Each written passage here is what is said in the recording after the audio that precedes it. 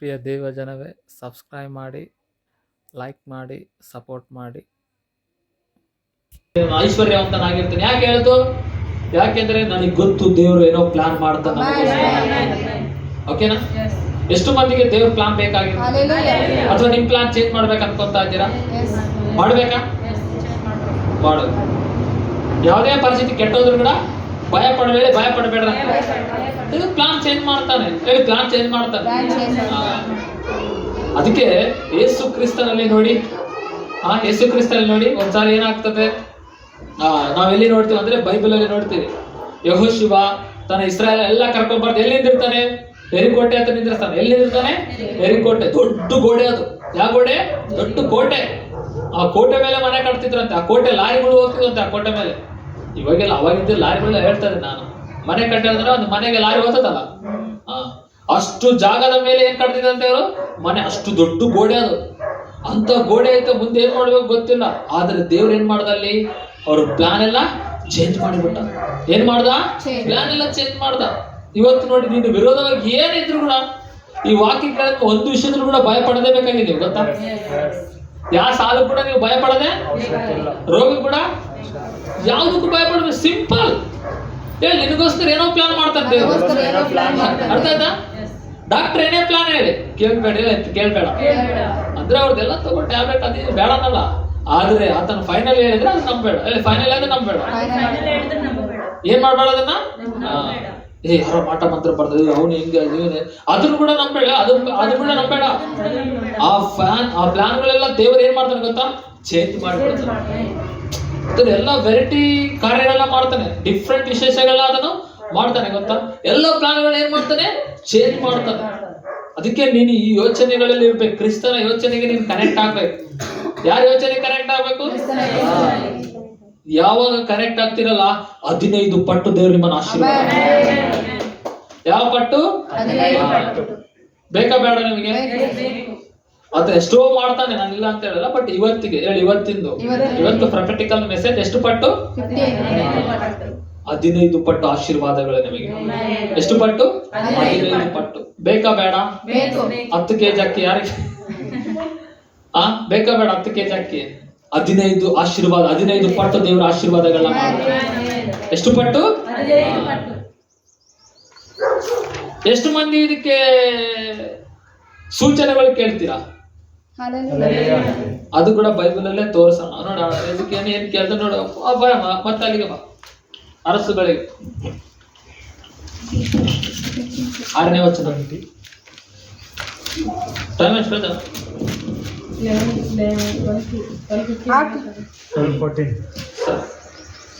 5ನೇ ವಚನ.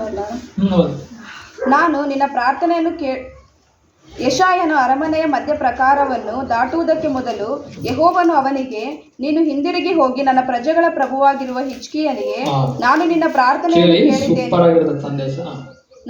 ಪ್ರಾರ್ಥನೆಯನ್ನು ಕೇಳಿದ್ದೇನೆ, ನಿನ್ನ ಕಣ್ಣೀರನ್ನು ನೋಡಿದ್ದೇನೆ, ನೀನು ಗುಣ ಹೊಂದಿ ನಾಡದು ನನ್ನ ಆಲಯಕ್ಕೆ ಬರುತ್ತಿ. ಇದಲ್ಲದೆ ನಿನ್ನ ಆಯುಷ್ಯಕ್ಕೆ 15 ವರ್ಷಗಳನ್ನು ಕೂಡಿಸುತ್ತೇನೆ. ನಿನ್ನನ್ನು ಈ ಪಟ್ಟಣವನ್ನು ಅಶ್ಶೂರದ ಅರಸನ ಕೈಗೆ ಬೀಳದಂತೆ ತಪ್ಪಿಸುವೆನು. ನನಗೋಸ್ಕರವಾಗಿಯೂ ನನ್ನ ಸೇವಕನಾದ ದಾವೀದನಿಗೋಸ್ಕರವಾಗಿಯೂ ಈ ಪಟ್ಟಣವನ್ನು ಉಳಿಸಿ ಕಾಪಾಡುವೆನು ಎಂಬುದಾಗಿ ನಿನ್ನ ಪೂರ್ವಿಕನಾದ ದಾವೀದನ ದೇವರಾಗಿರುವ ಯೆಹೋವನು ಹೇಳುತ್ತಾನೆ ಎಂದು ತಿಳಿಸು ಎಂದು ಆಜ್ಞಾಪಿಸಿದನು. ಯೆಶಾಯನು ಒಂದು ಅಂಜೂರ ಹಣ್ಣಿನ ಉಂಡೆಯನ್ನು ತರಿಸಿ ಅದನ್ನು ಕುರುವಿನ ಮೇಲೆ ಇಡಿಸಿದಾಗ ಹಿಜ್ಕೀಯನು ಗುಣ ಹೊಂದಿದನು. ಹಿಜ್ಕೀಯನು ಯೆಶಾಯನನ್ನು, ಯೆಹೋವನು ನನ್ನನ್ನು ಗುಣಪಡಿಸುವನೆಂಬುದಕ್ಕೂ ನಾನು ನಾಡದು ಆತನ ಆಲಯಕ್ಕೆ ಹೋಗುವೆನೆಂಬುದಕ್ಕೂ ಗುರುತೇನು ಎಂದು ಕೇಳ್ತಾನೆ.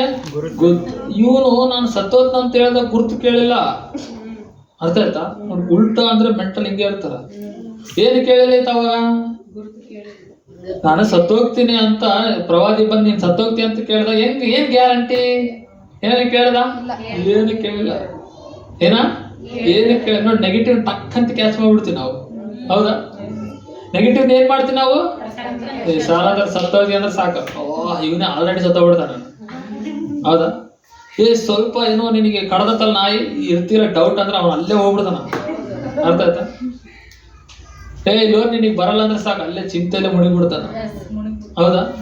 ಏನೋ ಒಂದು ಮಾತು ಅಂದ್ಬಿಟ್ರೆ ಸಾಕು, ಅಲ್ಲೇ ಮನಸ್ಸು ಮುರಿದೋಗ್ಬಿಡ್ತದೆ. ಬರೀ ನೆಗೆಟಿವ್ ಕನೆಕ್ಟ್ ಆಗ್ಬಿಡ್ತೀವಿ ನಾವು. ಇಲ್ಲಿ ನೀನ್ ಸತ್ತೋಗ್ತಿ ಅಂದ್ರೆ ಪ್ರೂಫ್ ಏನ್ ಕೇಳಿಲ್ಲ, ಹೌದಾ? ಏನ್ ಗ್ಯಾರಂಟಿ ಕೇಳ್ಬೋದಾಗಿತ್ತಲ್ಲ. ಏನ್ ಗ್ಯಾರಂಟಿ ನಾನ್ ಸಾಯ್ತೇನೆ ಅಂತ ಏನ್ ಗ್ಯಾರಂಟಿ ಅದು ಒಂದನ್ನ ಕೇಳ್ದ? ಏನು ಕೇಳಿಲ್ಲ. ಇವಾಗ ನೀನು ಬದುಕ್ತಿಗೆ ದೇವ್ರ ಆಲಯಕ್ಕೆ ಬರ್ತಾನೆ ಅಂತ ಕೇಳಿದ್ರೆ ಏನ್ ಸೂಚನೆ ಕೊಡ್ತಾನೆ ದೇವ್ರ ಅಂತ ಕೇಳ್ತಾನೆ. ನೋಡಿ ಏನ್ ಕೇಳ್ತಾ ಇದ್ದಾನೆ? ಬಹಳ ಮಂದಿ ಹಿಂಗೆ ಹೇಳೋದು ಹೇಳಿ, ಬಹಳ ಮಂದಿ ಹಿಂಗೆ ಹೇಳೋದು, ದೇವ್ರು ಅದ್ಭುತ ಮಾಡಿ ನಾನು ನಂಬ್ತೀನಿ ಅಂತಾರ. ನಿನ್ಗೆ ಯಾಕಂತ? ಹೌದಲ್ಲ, ದೇವ್ರ ಆಶೀರ್ವಾದ ಮಾಡಿ ನಾನು ನಂಬ್ತೀನಿ. ಇಂಥವ್ರು ನಾನು ಬಹಳ ಮಂದಿ ನೋಡ್ತಿರ್ತೀನಿ, ಅದಕ್ಕೆ ಅವ್ರ ಮಾತು ಕೇಳಲ್ಲ ನಾನು. ಅರ್ಥ ಆಯ್ತಾ ನಿಮಗೆ? ನಾವು ಮಾಡಿದ್ನೆಲ್ಲ ದೇವ್ರು ಮಾಡೋದು. ನೀನು ಮಾಡಿ ನೋಡು, ಆತನ ಮಾಡಿ ನೋಡ್ತಾನೆ. ಅರ್ಥ ಆಯ್ತಾ? ಇಲ್ಲಿ ಏನ್ ಹೇಳ್ತಾ ಇದ್ದಾನೆ? ನೀನು ನಾನು ಬದುಕ್ತೀನಿ, ದೇವ್ರ ಆಲಯಕ್ಕೆ ಬರ್ತೀನಿ ಅಂತ ಏನು ಸೂಚನೆ ಕೊಡ್ತೀಯ ನನಗೆ ಅಂತ ಕೇಳ್ತಾ ಇದ್ದಾನೆ. ಏನ್ ಕೇಳ್ತೀಯ? ಸಾಯ್ತೀಯ ಅಂದ್ರೆ ಏನ್ ಸೂಚನೆ ಕೇಳ್ದ? ಇಲ್ಲ, ಸುಮ್ಮನೆ ಒಪ್ಕೊಂಡ್ಬಿಟ್ಟ ಅದಕ್ಕೆ. ಹೌದಾ? ನಾವ್ ಹಂಗೆ ಹಾಳಾಗ್ತೀವಿ ಅಂದ್ರೆ ಗೊತ್ತಂದ್ಬಿಡ್ತೀವಿ ನಾವು, ಅದೇ ನಾಳೆ ನಡೆಯೋದಂತೀವಿ. ಹೌದಾ? ಏನಂತೀವಿ ನಾವು? ಅದೇ ನಾಳೆ ನಡೆಯೋದಂತೀವಿ. ಆದ್ರೂ ಒಳ್ಳೇದಾಗ್ತದಂದ್ರೆ ಒಬ್ಬ ಹೇಳ್ಬಾರ್ದು. ಪ್ಲಾನ್ ಇವತ್ತು ನೋಡಿ, ಪ್ಲಾನ್ ಎಲ್ಲ ನೀವು ಉಲ್ಟಾ ಮಾಡ್ತಾನಂದ್ರೆ ಸುಮ್ಮನೆ ಒಪ್ಕೊಂಡು ಹೋಗ್ಬಿಡ್ತೀವಿ. ದೇವ್ರ ಹಂಗಲ್ಲ ಕಂಡ್ರು, ಹಿಂಗ ಎಲ್ಲ ಬೇರೆ ಚೇಂಜ್ ಮಾಡ್ತಾನಂದ್ರೆ ಹೌದಾ? ಹೆಂಗ್ ಮಾಡ್ತಾನೆ? ಹೆಂಗಿಲ್ಲ, ನಾನು ಇರೋದೇ ಹಿಂಗಲ್ಲ, ನನ್ ಹೆಂಗ್ ಬರ್ತತೆ, ಹೆಂಗ್ ಅಭಿವೃದ್ಧಿ ಆಗ್ತೀನಿ, ಹೆಂಗ ಉಳಿತೀನಿ, ಹೆಂಗ್ ಜೀವಿಸ್ತೀನಿ, ಹೆಂಗ ದುಡ್ಡು ಬರ್ತವೆ, ಹೆಂಗ ಲೋನ್ಗಳು ಬರ್ತವೆ, ಹೆಂಗ ನಾವು ಗೋಲ್ಡ್ ಬಿಡಿಸ್ಕೊ, ಬರೀ ಆಲೋಚನೆ. ಒಳ್ಳೇದ್ ಮಾಡ್ತಾನಂದ್ರೆ ನಾವು ನಂಬೋದೇ ಇಲ್ಲ. ಹೌದಾ ಇಲ್ಲ? ಕರೆಕ್ಟ್ ಹೇಳ್ತಾರೆ, ಹಂಗ ಹೇಳ್ತಾ ಇದೀವಪ್ಪ. ಕರೆಕ್ಟ್, ಎಲ್ಲರ ಮೈಂಡ್ ಅಲ್ಲಿ ಇರುವಂತದ್ದು ಇದು. ಅದಕ್ಕೆ ನಾವು ಉದ್ಧಾರ ಆಗ್ತಾ ಇಲ್ಲ ಹೇಳ. ಅದಕ್ಕೆ ನಾವು ಉದ್ಧಾರ, ಅದಕ್ಕೆ ದೇವ್ರ ಮಾತುಗಳು ನಾವೇನ್ ಮಾಡ್ಬೇಕು ಹೇಳಿ, ನಂಬಬೇಕಂತ. ಸಿಂಪಲ್ ಆಗಿ ನಂಬಿ ಬಿಡ್ಬೇಕು. ಅವಾಗ ನೋಡಿ ನಿಮಗೆ ಅಭಿವೃದ್ಧಿ. ಇವತ್ತು ನಾನು ಪಾಪ ತಪ್ಪು ಅವುಗಳ ಬಗ್ಗೆ ಮಾತಾಡ್ತಾ ಇಲ್ಲ. ಇಲ್ಲಿ ಯಾರ ಬಗ್ಗೆ ಮಾತಾಡ್ತಾ ಇದ್ದೀನಿ? ದೇವ್ರ ಪ್ಲಾನ್ ಹಿಂಗಿದೆ ನಿಮ್ ಬಗ್ಗೆ ಅಂತ ಹೇಳ್ತಾ ಇದ್ದೀನಿ. ಇಲ್ಲ ಅವೇ ಹೇಳ ಪಾಪದ ಬಗ್ಗೆ, ತಪ್ಪ ಬಗ್ಗೆ ಇವೇ ನಮಗೆ ಬೇಕಲ್ಲ. ಅವಾಗ ಈತೇನ್ ಕೇಳ್ತಾ ಇದ್ದಾನೆ? ನಾನು ಸೂಚನೆ ಏನು ಅಂತ ಕೇಳ್ತಾ ಇದ್ದಾನೆ. ಹೌದಾ? ಗುರುತು ಏನಂತ ಕೇಳ್ತಾ ಇದ್ದಾನೆ ನೋಡು. ಅದಕ್ಕೆ ನಾನು ನಿಮ್ಗೆ ಕೇಳಿದೆ, ಗುರುತು ಕೇಳ್ತೀರಾ ದೇವ್ರನ್ನ ಅಂತ. ನೀವು ಕೂಡ ರೆಡಿ ಹೂ ಅಂದ್ಬಿಟ್ರಪ್ಪ. ಮುಂದೆ ಅವನು ಯೆಹೋವನು ನುಡಿದದ್ದನ್ನು ನೆರವೇರಿಸುವವನು ಎಂಬುದಕ್ಕೆ ಯೆಹೋವನಿಂದ ಗುರುತು ಕೇಳುತ್ತಿ. ಹಾಗಾದರೆ ನೆರಳು 10 ಮೆಟ್ಲು ಮುಂದೆ. ನೋಡಿ ಗುರುತು ಕೇಳ್ತಿ ನೋಡಪ್ಪ. ಯೆಹೋವನ್ ಹೇಳಿದ್ರೆ ಮಾಡ್ತಾನೆ, ಯೆಹೋವನ್ ಹೇಳಿದ್ರೆ ಮಾಡ್ತಾನಂದ್ರೆ ನೀನು ಏನ್ ಕೇಳ್ತೀಯಲ್ಲ? ಗುರುತು ಕೇಳ್ತೀಯಾ? ಏನ್ ಮನುಷ್ಯನದಿಯಾ? ಏನಂತೀಯ? ಏನ್ ಮನುಷ್ಯನದಿಯೋ? ಗುರುತು ದೇವರಿಂದ ಕೇಳ್ತೀಯ? ಅಪ್ಪ ಅಷ್ಟು ದೊಡ್ಡ ನಾವ್ಬಿಟ್ಯಾ? ಏನ್ ಬೇಕು ಕೇಳಲಿ ಅಂತಾನ. ಏನಂತಾನ? ಏನ್ ಬೇಕು ಕೇಳು. ಅವಾಗ ಈತೇನ್ ಹೇಳ್ತಾನ? ಕೇಳಿ ಸೂಪರ್ ಇವೆಲ್ಲ. ಹಾಗಾದರೆ ನೆರಳು 10 ಮೆಟ್ಲು ಮುಂದೆ ಹೋಗಬೇಕು, ಹಿಂದೆ ಬರಬೇಕು. ನೋಡಿ ಕೇಳಿ, 10 ಮೆಟ್ಲು ಮುಂದೆ ಹೋಗಬೇಕು, ಹಿಂದೆ ಬರಬೇಕು, ಹೇಳು ಅಂದ. ಹಿಜ್ಕೀಯನು ನೆರಳು ಮುಂದೆ ಹೋಗುವುದು ಸುಲಭ. ಮತ್ತೇನಾಗ್ತಾನ? ಮೆಟ್ಲಿನ ನೆರಳು ಹಿಂಗ ಬಿಸಿಲು ಬರ್ತತೆ, ಹಿಂಗ್ ಬಂದಾಗ ಮುಂದೆ ನೆರಳು ಹೋಗ್ತದಲ್ಲ, ಅದಂತೂ ಸುಲಭ. ಅದೇನಂತಾನೆ? ಪ್ರವಾದಿ ಕೇಳಿ ಅದು ಹಿಂದೆ ಬರ್ಬೇಕಂತ ಮುಂದೆ ಬರ್ಬೇಕಂತ ಕೇಳಿದ್ರೆ ಅದೇನ್ ಹೇಳ್ತದಾನೆ? ಅದು ಸುಲಭ. ಮುಂದೆ ಹೋಗೋದಂತೂ ಬಹಳ ಸುಲಭ. ಹೌದಾ ಇಲ್ಲ? ಬಹಳ ಮುಂದೆ ಹೋಗೋದಂತೂ ಬಹಳ ಸುಲಭ. ಸಾಲದಲ್ಲಿ ಬೀಳೋದಂತೂ ಸುಲಭನೇ. ರೋಗ ಬರೋದಂತೂ ಸುಲಭನೇ. ದೆವ್ವಗಳು ಹೋಗೋದು ಸುಲಭನೇ. ಮಾಟ ಮಾತ್ರ ಕೆಲಸ ಮಾಡೋದು ಸುಲಭನೇ. ಸಮಸ್ಯೆಗಳು ಬರೋದು ಸುಲಭನೇ. ನಾವು ಹಂಗೆ ಫಿಕ್ಸ್ ಆಗೋದಲ್ವ? ಆತ ಕೂಡ ಸಿಂಪಲ್ ಬರೋದು. ಏನ್ ಹೇಳ್ತದ ನೋಡಿ ಇನ್ನೊಂದ್ಸಲ. ಹಾಗಾದರೆ ನೆರಳು 10 ಮೆಟ್ಲು ಮುಂದೆ ಹೋಗಬೇಕು, ಹಿಂದೆ ಬರಬೇಕು ಎಂದು ಕೇಳಿದರ ಹಿಜ್ಕೀಯನು ನೋಡು, ನೆರಳು ಮುಂದೆ ಹೋಗುವುದು ಬಹಳ ಸುಲಭ. ನೀನ್ ಹೇಳದಂತದ್ದಲ್ಲ, ಬಹಳ ಸುಲಭನೇ ಅದು. ನೋಡಿ ಸಿಂಪಲ್ ಆಗಿ ಹೇಳ್ತಾನ. ಅದ ಮುಂದೆ ಹೋಗೋದು ಬಹಳ ಸುಲಭ. ಇನ್ನೊಂದು ಗಂಟೆ ಇದ್ರೆ ಬಸ್ಸಲ್ಲಿ ಎಲ್ಲಿ ಗೊತ್ತತ್ತೆ? 10 ಮೆಟ್ಲು ಮುಂದಕ್ಕೆ ಹೋಗ್ತತ್ತೆ. ನೀನೇನೋ ಹೊಸ ತರದು. ಅದಕ್ಕೆ ಈತೇನು ಕೇಳ್ತದನ? ಹಿಂದೆ ಹೋಗ್ಬೇಕು, ನನಗೆ 10 ಮೆಟ್ಲು ಮುಂದೆ ಬರ್ಬೇಕಂತ, ಹಿಂದೆ ಬರ್ಬೇಕಂತ ಕೇಳ್ತದಾನೆ. ಅಂದ್ರೆ ಸೂರ್ಯನೇ ಚೇಂಜ್ ಮಾಡ್ತಾ ನೋಡಿ ಹೋದನ. ಆದ್ದರಿಂದ 10 ಮೆಟ್ಲು ಹಿಂದೆ ಬರುವಂತೆ ಮಾಡು ಎಂದು ಹೇಳಿದ. ಅರ್ಥ ಆಗ್ತನಿಗೆ? 10 ಮೆಟ್ಲು ಹೆಂಗ್ ಬರ್ಬೇಕಂತೆ? ಮುಂದೆ ಹೋಗಿದ್ದು ಹಿಂದೆ ಬರ್ಬೇಕಂದ್ರೆ ಯಾವಾಗ ಬರ್ಬೇಕು? ಮತ್ತೆ 24 hours ಆಗಿ ಮತ್ತೆ ಸೂರ್ಯ ಹುಟ್ಟಿ ಮತ್ತೆ ಯಾವಾಗ ಬರ್ಬೇಕು? ಆದ್ರೆ ಇಲ್ಲಿ ಏನಾಯ್ತು? ಸಮಥಿಂಗ್ ಏನೋ ಆಯ್ತು ನೋಡಿ. ಹೌದಮ್ಮ? ಆದದರಿಂದ 10 ಮೆಟ್ಲು ಹಿಂದೆ ಬರುವಂತೆ ಮಾಡು ಎಂದು ಹೇಳಿದನು. ಹಾ. ಆಗ ಪ್ರವಾದಿಯಾದ ಯೆಶಾಯನು ಯೆಹೋವನಿಗೆ ಮೊರೆಯಿಡಲು ಆತನು ಅಹಾಜನ ಸೋಪಾನ ಪಂಕ್ತಿಯಲ್ಲಿ 10 ಮೆಟ್ಲು ಮುಂದೆ ಹೋಗಿದ್ದ ನೆರಳನ್ನು ಹಿಂದೆ ಬರಮಾಡಿದನು. ಏನ್ ಮಾಡದಂತೆ? ಹಿಂದೆ ಬರ. ಅರ್ಥ ಆಗ್ತದೆ ನಿಮಗೆ? ಪ್ಲಾನ್ಗಳು ನೋಡಿ ಹಿಂದೆ ಚೇಂಜ್ ಮಾಡ್ತಾನೆ ದೇವರು. ಭೂಮಿ ಸೃಷ್ಟಿಗಳನ್ನೇ ಚೇಂಜ್ ಮಾಡ್ತಾನೆ. ನಿಮ್ಮ ಎಲ್ಲ ಪರಿಸ್ಥಿತಿಗಳೇನೇ ಆಗಿರ್ಲಿ ಸೆಕೆಂಡ್ಗಳಲ್ಲಿ ಚೇಂಜ್ ಮಾಡಿಬಿಡ್ತಾರೆ. ನಿನ್ನ ವಿರೋಧವಾಗಿ ಏನೇ ಇರಲಿ ಸೆಕೆಂಡ್ಗಳಲ್ಲಿ ಚೇಂಜ್ ಮಾಡಿಬಿಡ್ತಾರೆ. ಅರ್ಥ ಆಯ್ತಾ? ನೋಡಿ, ಹಿಂದೆ ಹೋಗಿದ್ದು ನೆರಳನ್ನು ಏನ್ ಮಾಡ್ತಾನೆ, ಮುಂದೆ ಹೋಗಿದ್ದನ್ನು ಏನ್ ಮಾಡ್ತಾನೆ, ಹಿಂದೆ ಬರ ಮಾಡ್ತಾನೆ. ಹೌದಾ? ನೋಡಿ, ದೇವ್ರ ಪ್ಲಾನ್ ವಿಶೇಷವಾಗಿ ಕೆಲಸ ಮಾಡ್ತಾನೆ ನಿಮ್ಮ ಲೈಫ್. ನೀನ್ ಯಾರಿಗೆ ನಂಬಿಕಸ್ಥನಾಗಿರ್ಬೇಕು? ಮಂಜಾಡಗ ಅವ್ರಿಗೆ ಕೂಡ ಆಗಿರ್ಬೇಕಪ್ಪ. ಕರೆಕ್ಟ್.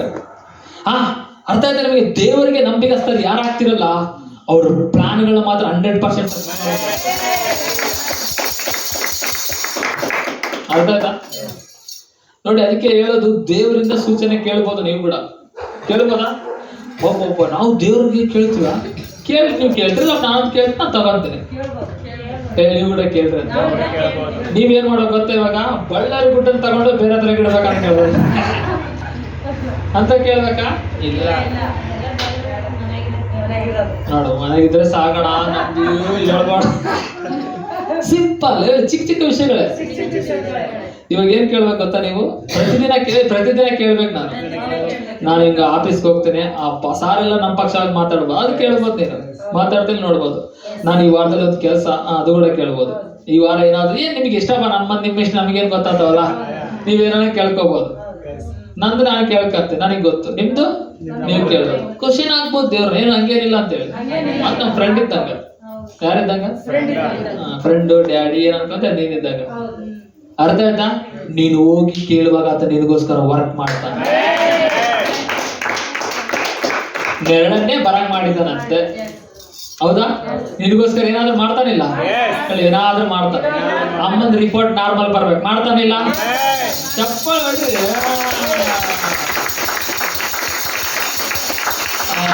ಅಮೃತಶ್ರೀ ಲೋನ್ ಆಗ್ಬೇಕು, ಆಗ್ತತಿಲ್ಲ? ಅಲ್ಲಿ ಇನ್ಯಾರಿದ್ರೆ ಸಾಲ ಇದೆ ಕೆಲವರಿಗೆ, ರಮೇಶ್ ಅಂತ, ಅವ್ರಿಗೆ ಏನಾಗ್ಬೇಕು, ಸಾಲ ಕ್ಲಿಯರ್ ಆಗ್ಬೇಕಲ್ಲ? ಆಗತ್ತಿಲ್ಲ? Plan success.